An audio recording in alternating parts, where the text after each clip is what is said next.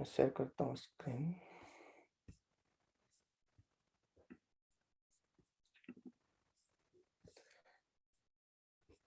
ओम ज्ञानतिमिरान्धस्य ज्ञानाञ्जनशलाकया चक्षुरुन्मीलितं येन तस्मै श्रीगुरुवे नमः। श्रीचैतन्यमनोभीष्टं स्थापितं येन भूतले स्वयं रूप कदा मह्यं ददाति स्वपदान्तिकम्। वन्देऽहं श्रीगुरो श्रीयुतपदकमलं श्रीगुरून् वैष्णवांश्च श्रीरूपं सागरजातं सहगण रघुनाथं वितं तं सजीवं साद्वैतं सावधूतं परिजनसहितं कृष्णचैतन्यदेवं श्रीराधाकृष्णपादान् सहगण ललिता श्रीविशाखान्वितांश्च। नमो विष्णुपादाय कृष्णपृष्ठाय भूतले श्रीमते भक्तिवेदांत स्वामिन् इति नामिने। नमस्ते सरस्वते देवे गौरवाणी प्रचारिणे निर्विशेष शून्यवादी पाश्चात्य देशधारिणे। जय श्री कृष्ण चैतन्य हे कृष्ण करुणा सिंधु दीनबंधु जगतपते गोपीश गोपिका कांत राधा कांत नमस्तुते। तप्त कांचन गौरांगे राधे वृंदावनेश्वरी वृषभानुसुते देवी प्रणमामि हरिप्रिये। वाञ्छाकल्पतरुभ्यश्च कृपा सिन्धुभ्य एव च पतितानां पावनेभ्यो वैष्णवेभ्यो नमो नमः। जय श्री कृष्ण चैतन्य प्रभु नित्यानंद श्री अद्वैत गदाधर श्रीवासादि गौर भक्तवृंद। हरे कृष्ण कृष्ण कृष्ण हरे हरे हरे राम राम राम हरे हरे। हरे Krishna. So welcome you all on our discussion on Bhagavad Gita. So we'll continue chapter 9 and from text 26. So I think you can see my screen. So in this chapter, it's very, very important chapter. Krishna says it's most complex chapter as well, where Krishna has given this information to us as of now. We discussed till text 25. So where we have seen how Krishna elaborately explains about his Aishwarya Gyan, and then discussed about different types of worshippers of the Lord, and also understood that different types of worshipping means different destination as well. So we worship in the way and we get a destination. It doesn't mean that whatever we worship we get the same destination. No. And then Krishna also spoke about demigod worship, and we worship demigods and we go to their planet. If you worship forefathers, we go to forefather planets, and Krishna says that anyone who worship me, they come to my planet, right? And then let's see. So that section finishes, and from here, text 26 till text 34, Krishna is going to describe only about pure bhakti. That is completely pure bhakti. Let's see. Text 26, chapter 9. Patram Pushpam Phalam Toyam Yome Bhaktya Prayachati Tadaham Bhakti Uparatam Ashnami Prayatatmanah Patram Pushpam Phalam Toyam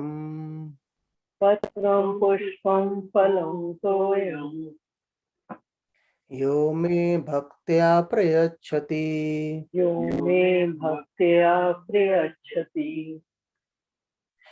Tadaham Bhakti Uparatam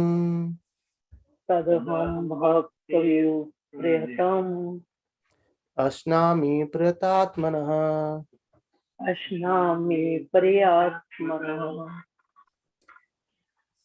If one offers me with love and devotion a leaf, a flower, a fruit, or a water, I will accept it. So this is the very, very important, a very, very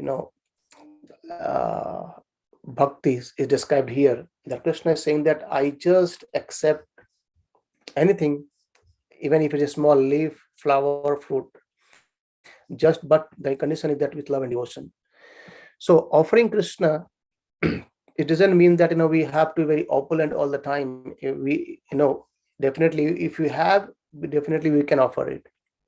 But Krishna says it's not that It can be, there is no condition that, okay, if someone is poor or someone is rich, then also I get it. So even if a person who's poor, he can offer a leaf, a flower, a fruit, water to Krishna. Everyone drinks water, right? They can offer water to Krishna as well. But Krishna is get pleased only with the condition of love and devotion. So there's nice purport. Let's see it. So remember that this again, it says about the love and devotion. That's what Krishna is looking for, not our opulences. Even whatever we have got, it's actually it's all by the mercy of Krishna, and we cannot get anything extra for that. And everything is of Krishna, so nothing remains out of us. But the condition is that if anyone offers even a leaf, a flower, a fruit, or a water with love and devotion, Krishna accepts it very nicely. So Prabhupada says in the purport that for the intelligent person, it is essential to be in Krishna consciousness, engaged in the transcendental loving service of the Lord, in order to achieve permanent blissful abode for eternal happiness. So in order to achieve a permanent, so where we are, it is basically temporary. Where we are is actually, it's not at all blissful, it's always misery. And where we are always suffering. But Prabhupada says that if we desire to achieve a permanent blissful and abode for eternal happiness, then we have to engage ourselves in the transcendental loving service of the Lord. So this is called a seva. So devotional service, that is basically transcendental and loving service to the Lord. So the process of achieving such a marvelous results is very easy and can be attempted even by the poorest of the poor without any kind of qualification. So there is no qualification required to understand Krishna. If we say, okay, I am very learned, I am learned and I have got so much degree, I've got so much opulences, I have got a big bungalow, big car, so much money, and I can please Krishna. So no, it's not possible with that. Just a minute, I'll share one more thing. I will share it and see. Just a minute.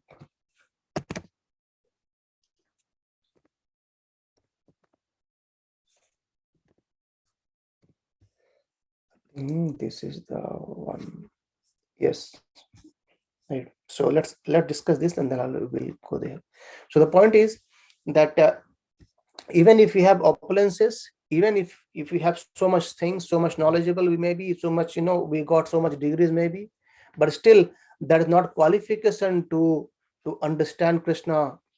And even if we are poor, even if you don't have anything, and that also is not a disqualification to understand Krishna. So understanding Krishna is not at all related to our material position or material disqualification. Even if someone is not learned, he can't study, he can't read Bhagavad Gita, that is also not a disqualification. Even if someone is very learned, he can chant Sanskrit verses very nicely, but that also is not qualification. So having something materially is not a qualification to understand Krishna, achieve Krishna. And even if not having anything is not a disqualification to understand Krishna. Right? That's what Prabhupada says here, that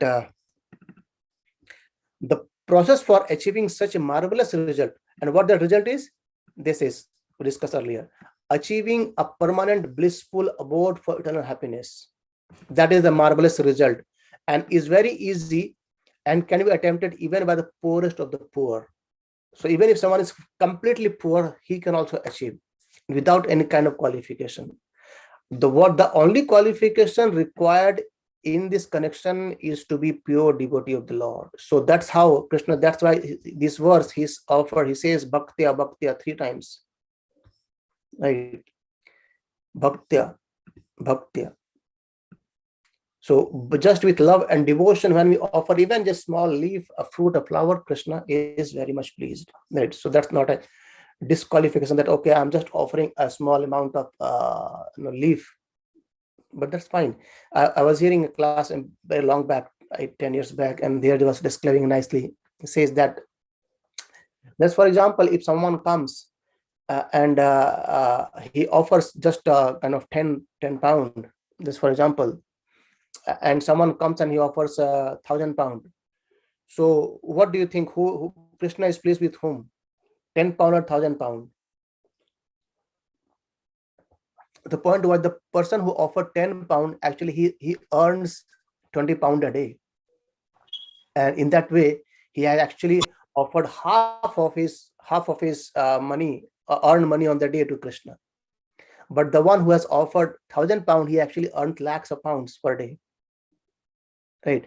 So it's not about the qualification, how much you offer. It's actually about how much devotion you have towards Lord.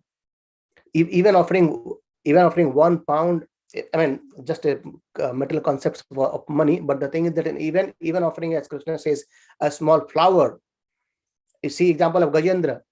Gajendra just offered a flower from the bank of this, the river, and even it doesn't have any, body of human beings. Like, he doesn't chants kind of, prayers. He could remember things, but he just offered a small flower picked up from the side of the river, and Krishna appeared over there.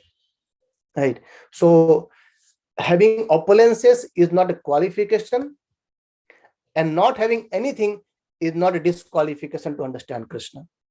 Right. Let's see another thing. What Kunti Maharani says for this. We'll go over there. This in Canto 1, Chapter 8, Text 26. Kunti Maharani prayers. She says, Janma Aishwaryasya Srutu Srivir Etad Mana Madhat Punapuman Naivartate Abhidhatum Vai Tvam Akinchana Gocharam.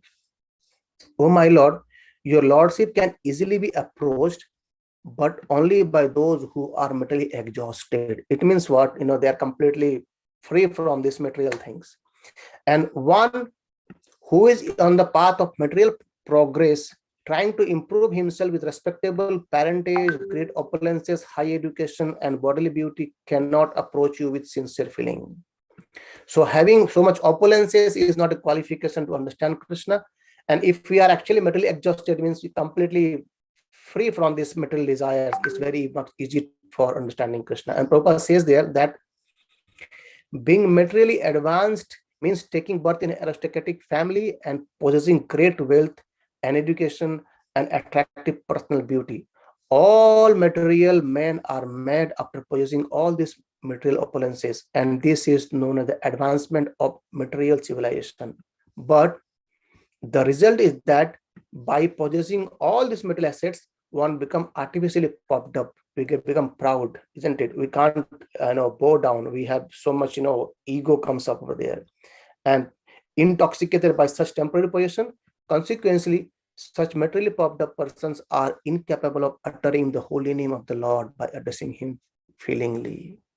So the prayers, even if you see the Kunti Maharani also prays that it generally happens that when we are in distress, it's not always, but it happens when we are in distress, we pray to Lord in a very affectionate mode, actually, isn't it? It's if someone is sick, or someone is having a severe problem in our family, then we actually approach Krishna in that way. Actually, oh Krishna, please help us. That feeling is something amazing, or that affection is something we can't get it in a condition when we are actually just praying in normal ways. So yes, if in normal days, in regularly, we can pray in that mode, that's the best thing we can do, right? So let's go on ahead for this purport of Bhagavad Gita. Right. Yes, and then Prabhupada says that it doesn't matter what one is or where one is situated. The process is so easy that even a leaf or a little water or fruit can be offered to the Supreme Lord in a genuine love, and the Lord will be pleased to accept it. No one therefore can be barred from Krishna consciousness. So Krishna consciousness is so easy and universal that anyone and any part of the world, they can actually follow and take part in this, right? So Krishna wants only loving service and nothing more. So Krishna is just looking for our dedication towards serving him. That's it, right? And Prabhupada says that bhakti is mentioned twice in this verse. in order to declare more effectively that bhakti or devotional service is the only means to approach Krishna, and no other condition, such as being a brahmana, a learned scholar, a very rich man, or a philosopher, can induce Krishna to accept some offering. So we cannot say, "Oh Krishna, I'm so opulent, just take my offering." It happened once in Jagannath Puri. One of the king, I think from South India, he was king. He came and he said, "Okay, Panda Pujaris, how much money you want to offer Krishna, and I'm giving you so much money." I think he's told about some lakhs of money at the time, in a very long back. 1 lakh rupee is actually too much at the time. So the Pujari, and the condition was that, okay, you need to spend it in a whole one day itself. So if you want you to offer your Jagannath, offer this whole of my 1 lakh money, spend in just one day.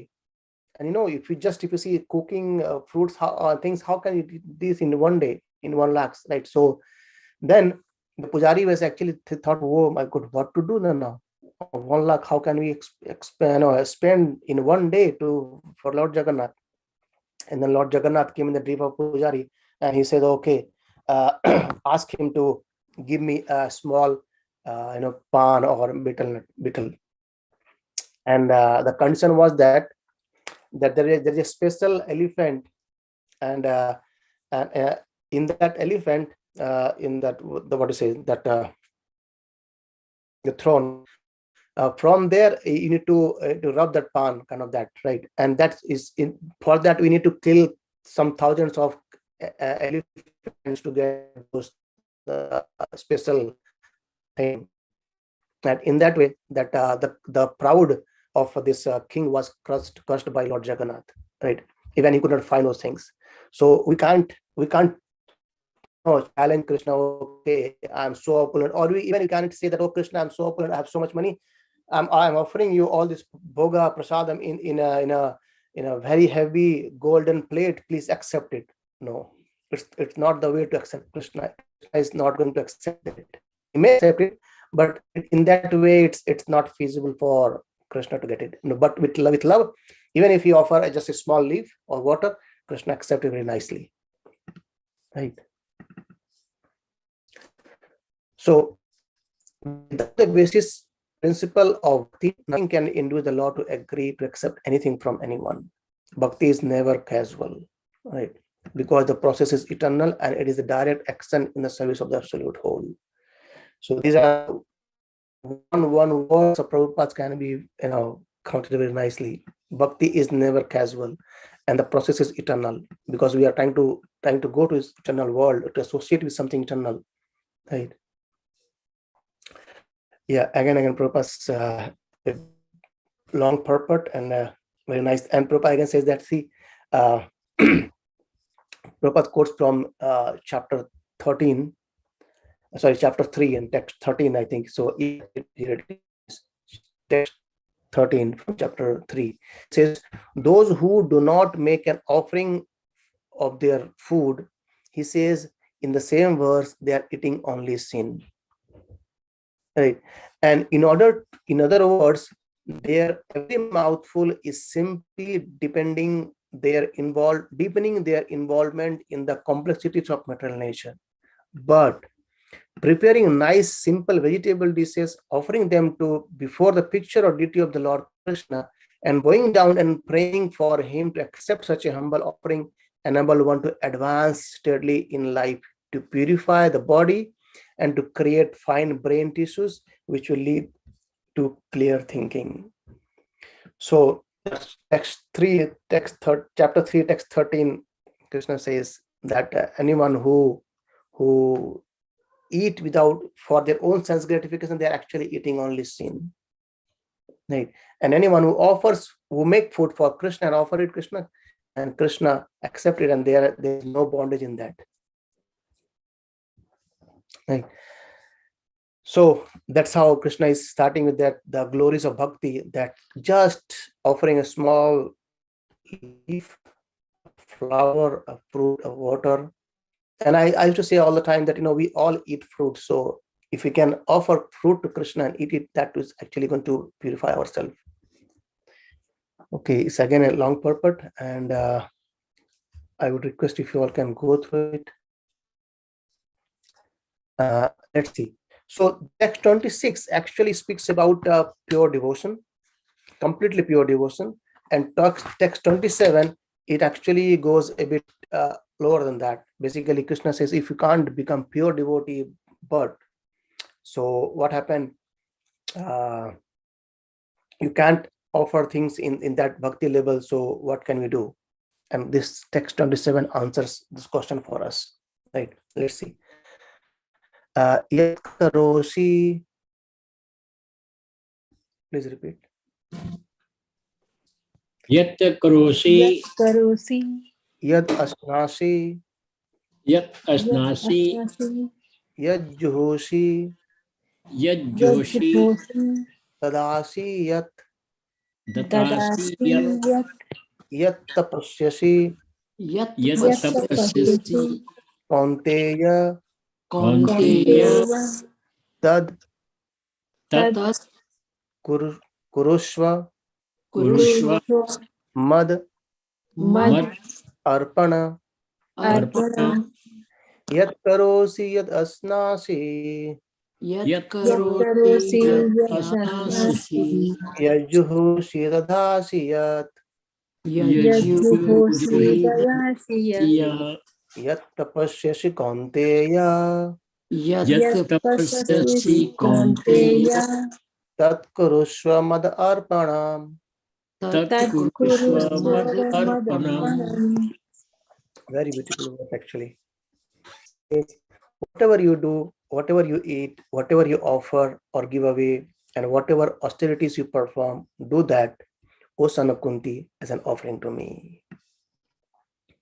So do everything, whatever you like, just add something extra, that is as an offering to me. So this is a nice example, devotees is to give, that if someone actually he wants to eat very palatable dishes, okay, every day some palak paneer and puris and pakoras and so many sweets, yes, that's all good, no problem. However, as Krishna says, whatever you do, just offer it to me. So make some palatable dishes and offer to Krishna.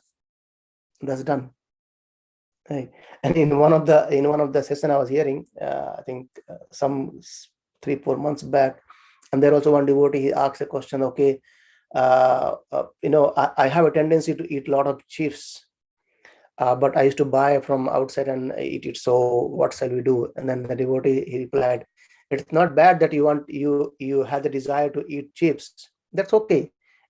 You can make a nice wholesome of chips at your home and offer it to Krishna and eat it. No problem in that.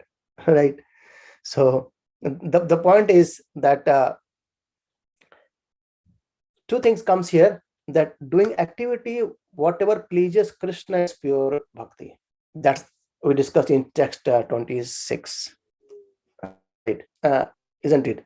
So whatever pleases to Krishna, doing that is pure bhakti. And other is doing whatever I like. However, offering it to Krishna is also in one level of bhakti. That's not completely pure, but still Krishna assumes that, okay, whatever he is doing, actually he's doing as an offering to me. That's what this verse says about. Right? So do everything, whatever you wish, and offer it to Krishna. And what happens in general when we do something, because let's, for example, when I joined ISKCON some 10-11 years back, so I had a good inclination towards photography. And if you see in the temple program, there are so many services are there. Some are on the receptions to receive the guest. Some are on the prasadam hall, offering prasadam and distributing prasadam. Some are on the book table distributing books. So some are on doing kirtan. And in the similar way, there are so many services being assigned to all other devotees, isn't it? And I have been assigned to click photographs all around what's happening. So what happened is, I'm clicking photographs, but at the same time, because I like to do photography, so I'm doing photography, clicking photograph. At the same time, I'm doing as an offering to Krishna, because it will be all photographs will be actually offered to to our temple, and then they will be collated, isn't it? So they will collate that, okay, in this festival we have this photographs being clicked. So the work is there, but at the same time, it's actually, we're thinking that, okay, actually this photo is going to be in our temple, right? So in the similar way, but the point is, whatever we like to do, we can do it.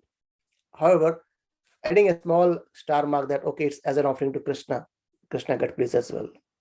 As I said, it's not completely pure bhakti, but it's second level of bhakti as well. So let's see what Prabhupada says.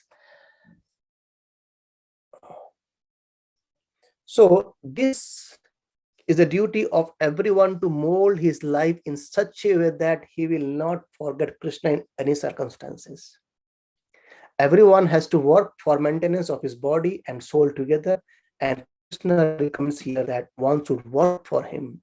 So it's like Krishna is not saying that, okay, you need to go away from your job, go away from your families, go away from the country, and then be in a solitude place and like that. No, wherever we are, we can be there and offer it to Krishna. It's actually is very practical and very good as well. No, you earn your money, your hard-earned money, and then why to waste your money by drinking alcohols and smoking cigarettes? Just example, right? No. And there is a nice video actually by Gauranga Prabhu. It's about eating meats. He says, let me find the video if I can play it. It should be there. Just 1 second. Let me see if it's the same one or what. So when we are in our daily life, just a second, thinking about how we should live, okay, let me share it. Hopefully this is the video.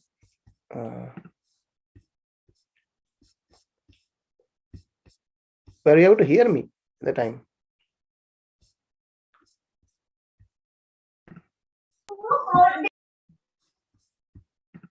So let's see it.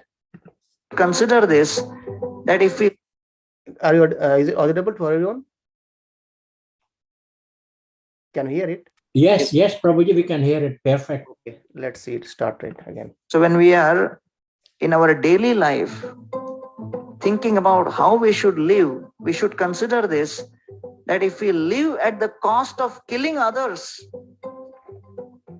the products of violence means that the animal is getting killed mercilessly, and while getting killed, it is experiencing pain and trauma.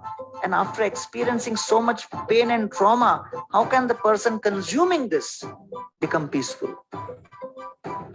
So therefore, I give the example that every vehicle requires a different type of fuel. People ask me this question, should we be veg or non-veg?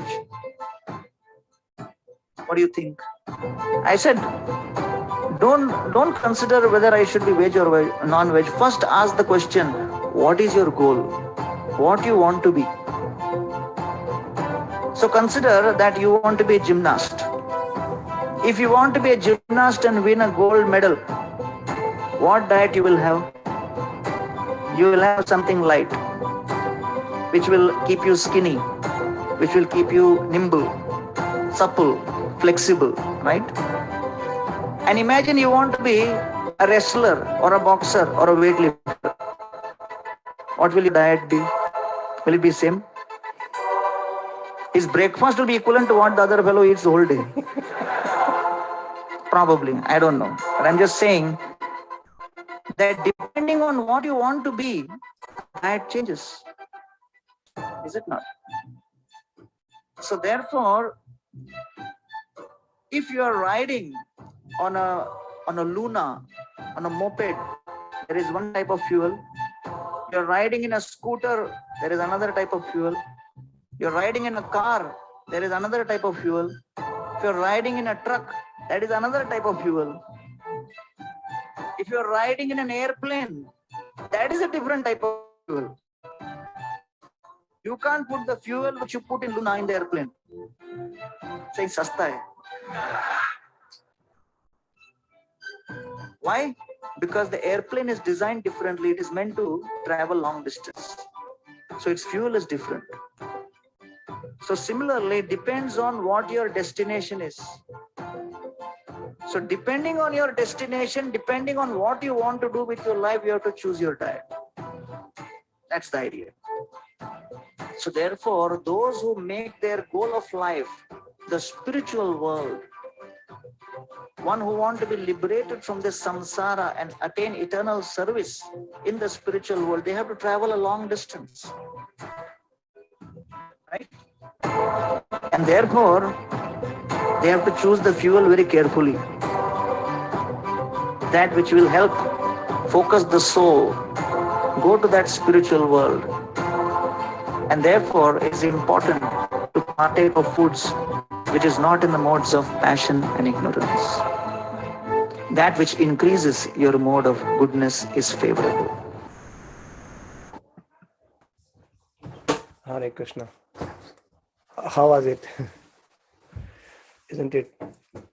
So that's the point is, so what we want actually, if you wanted to go to our towards our spiritual journey, then we need to follow the diet which actually Krishna accept, right? And that will help. There's a practical experience as well. Even when we take prasadam, so when we take food offered to Krishna, it actually it happens that our desire for having non-offered food get decreased. We don't have any other taste on eating other things, so we always like to have prasadam, which is being offered to Lord, right? So in that way, we purify ourselves, we purify our whole body, the soul, and then it becomes easier for us to travel to a spiritual world, right? Otherwise, it's really become difficult, right? So that's Rupa says that everyone has to eat something to live. Therefore, he should accept the remnant of the foodstuffs offered to Krishna. Clear line. The word we have seen in the video, and here Prabhupada makes in a just single one line that everyone has to eat to something to live, and he should accept the remnants of food offered to Krishna. And any civilized man who has to perform some ritualistic ceremonies, therefore Krishna recommends, do it for me, and this is called archana, offering to Krishna, right? And everyone tends to give some charity. Krishna says, give it to me. And this means that all the surplus money accumulated should be utilized in furthering the Krishna consciousness movement, right? So that's the point of Krishna consciousness, that two way we saw today. That one is offering Krishna's full bhakti. Even Krishna doesn't get pleased with our opulences, or neither he is being displeased by our poverty. Krishna is pleased with our love and devotion. A person who is the poorest of poor can please Krishna. We have seen the example of Sudama very nicely. Sudama has nothing to give Krishna. His wife actually, he went around and get some rice for Krishna, a handful of rice for Krishna, but Krishna in turn, he gave everything with love and devotion, right? And even Bali Maharaj having all these opulences, right? So Krishna has snatched it from him, right? So that's how we end today. Any question? I think I got something on chat. Yeah, how prasad is different from Mahaprasad? Yes, so the Mahaprasad is actually yes. So there is no much difference in one way. So what happens? So let me give an example. So when we offer food to Krishna, right? So what happened in generally what we do is we actually we don't offer the whole bowl of food to Krishna, isn't it? So we cook the food, the rice or dal or chapati or sweet, whatever, and then we take one bowl and then offer. So let's, for example, in cooker, the whole rice is there, and I offered one bowl of rice to Krishna, and other rest remains there. So that food which is actually offered to Krishna in that bowl, that becomes a Mahaprasad. And then we bring that after offering, we actually put it in the same mix it. So that also becomes prasad as well. And another concept of Mahaprasad is that when we offer to Krishna, and then the pure devotee takes it, like the Maharaj and Swamis, they used to eat it, and then we get it, that remnant of our guru or spiritual masters, that becomes also Mahaprasad. And also in Mahaprasad context, there is a nice pastimes happened like Lord Jagannath. So Lord Jagannath once, what happened? Once Narada Muni, he approached Lakshmi Devi, and he says, Lakshmi Devi was pleased, and she asked, what you want? He said, actually, I want something special. I want some morsel of food from the offering of Lord Krishna, Lord Vishnu. And then Lakshmi Devi says, actually, you know what? I have just had a discussion with Krishna that I won't be taking anything from his plate, right? So, and then she was thinking what to do, because he has promised Narad Muni as well, and Krishna here as well. Krishna said that you should not give him anything from my plate, even if I sing. So Lakshmi Devi, she's told to Narad Muni, to Krishna, that this is my problem. What shall I do? And then Krishna suggested, okay, what I will do is, actually, when I take my head here and there, you just take food from my plate and then give it to Narad. So in this way, I am not seeing you. At the same time, you are fulfilling the desire of your bhakta as well. So Narad Muni got one morsel of food, or prasad, Mahaprasad, you can say, from the hand of by the hand of Lakshmi Devi, and then he ate it.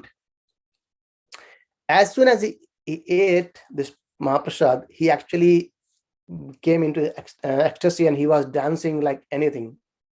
And then he reached Kailas, and when he reached Kailas, and Lord Shiva saw it, and he says, what happened? It's not Tandava I used to do. Why are you dancing so much?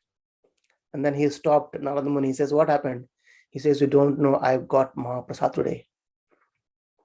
And then Lord Shiva says, how could you not give it to me and you ate alone? And then he says, you must be something in your hand. And then he saw there was one grain in the nails of Narada Muni. And then Lord Shiva actually licked it. And then Lord Shiva into ecstasy. He started dancing. And then Mother Parvati came there. It's not time for annihilation. Why are you dancing? And then she stopped, and she said, actually, I got one grain of Mahaprasad. That's become Mahaprasad, because that's already being by Krishna, and the Narada Muni is devotee, and so I ate it. And then Parvati, she got angry to Lord Shiva. He said, no, how could you not share with me? I'm your wife.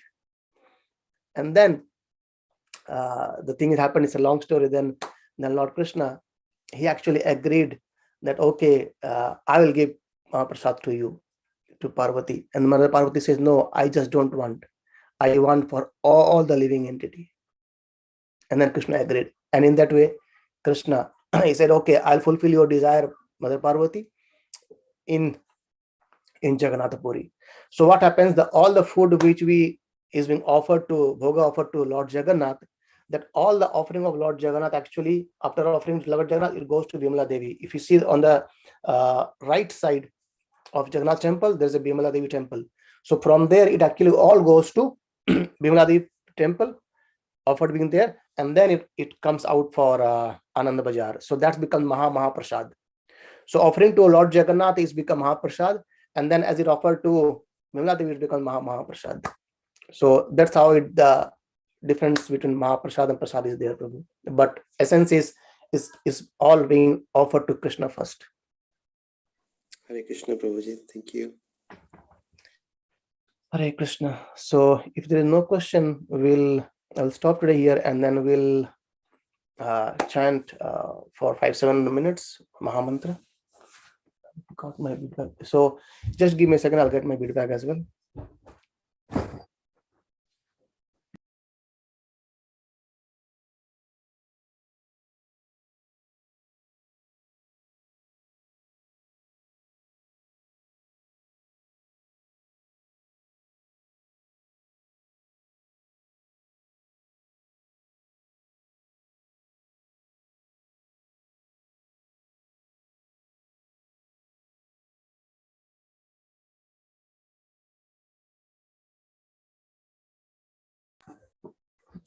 Okay, let's chant. Jai Shri Krishna Chaitanya Prabhu Nityananda Shri Advaita Gadadhara Shivasadi Gaura Bhakta Vrinda. Hare Krishna Krishna Krishna Hare Hare Hare Rama Rama Rama Hare